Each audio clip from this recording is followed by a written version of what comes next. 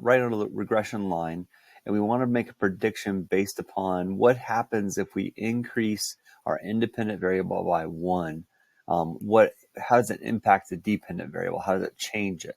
And so this is kind of what the linear regression is all about, is that with linear regression is that we have a consistent change over time or change over some input variable. So let's take a look. So if you calculated the values for this particular problem, let me grab my pen.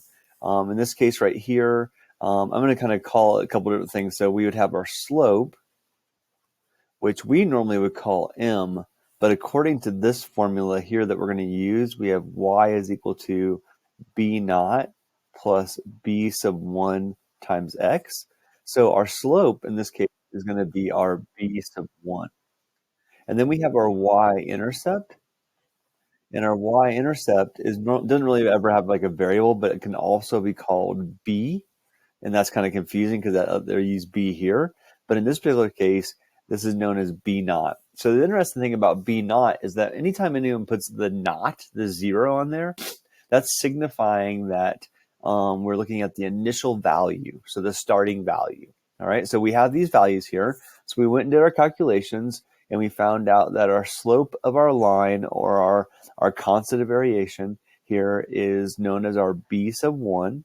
And then when we calculated that, we got negative 1.50.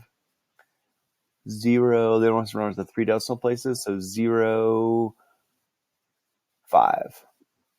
All right, and then we find out that our y-intercept, or also known as our b value, but in this case here, we're calling it b sub naught, and that is equal to 416.636, I believe.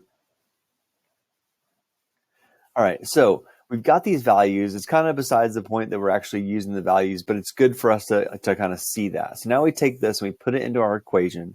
So our equation for this particular scenario is going to be y equals, or y hat, is equal to 416.636 minus 1.505x. So this is our equation that we've created. This is our linear equation that represents this data here. Now, we haven't tested our statistically significant or not. That's in part 5 and 6 or wherever it comes into play, but we can still kind of talk about predictions here. All right, so let's take a look at a table of values. And so this is going to help you understand. I mean, I can tell you right now, the answer to this question is b sub 1. And, oops, sorry, I wrote in the wrong spot. Let's go back, eraser. So the answer to this question is b sub 1. And b sub 1 in this particular case is our slope. And that is, so in that case right here, that is going to be negative 1.505. Now, if we increase our input value, and in this case here, let's remind ourselves, what is our input value? Remember that x is our input, or our independent variable.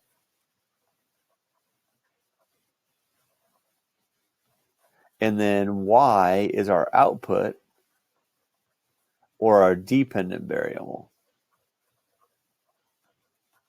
All right, so kind of keeping that in mind. So if we increase our function by 1, let's see what happens with that. And so let me erase this, get this out of the way.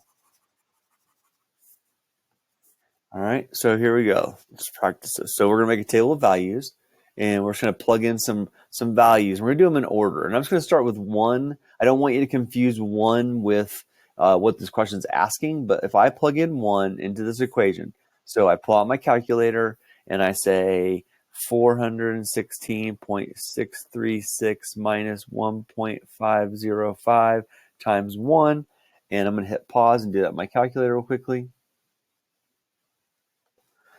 All right, so when I plug that in, when I plug in 1, I get 416.63.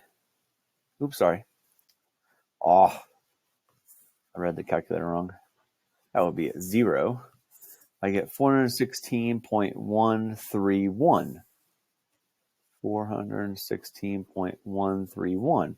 And if I plug in 2, and now I'm doing this with my calculator, so you kind of have to assume that you are following me. I get 415.13. Oh my God. All right. Sorry about that. I'm going to go back. I'm looking at my screen. I wrote on the wrong things. So this is 415.131. Oh. All right. And so 415, I'm going to change back to red. 415.131.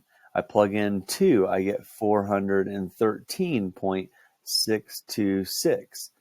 I plug in 3, and I get 412.121.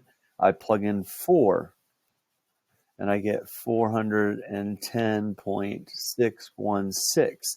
We'll just do one more time. I plug in 5, and I get 409.101. Now, all I've done here is, you'll notice, is that I've gone up by 1. So the question here says, what would happen to your, if the value of the independent variable is increased by 1, what would happen to the dependent variable? So if your independent variable is increased by 1, what would happen to your dependent variable? So we increased by 1. So we went up by 1. We went up by 1. We went up by 1. We went up by 1. Now, if I grab my calculator, and I'm going to hit pause again, but I will go through and I subtract.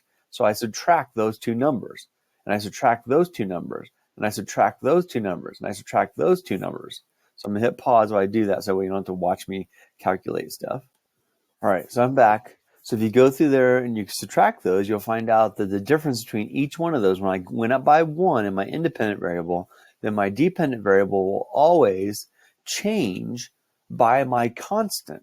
And that constant for a linear regression is going to be my slope.